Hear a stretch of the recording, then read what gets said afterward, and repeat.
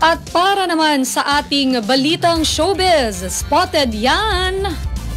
Hindi na maikakaila ng tambalang Robin Angeles at Angela Muji ang kanilang mga ganap dahil marami ang resibo nito.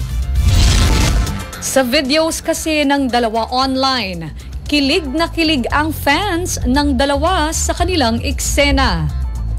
Makikita sa mga videos na ito na panay ang halik nila sa isa't isa.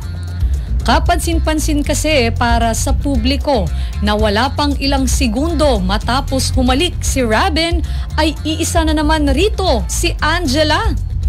Sa kabila tuloy ng pagpapakilig nito sa fans ay napupuna naman ito ng ilan pang netizens. Saad nila kung fan service man daw ang kanilang eksena, mukhang sobra naman daw ito. Pahayag pa ng ilan sa comment section, worst love team ang dalawa dahil rito.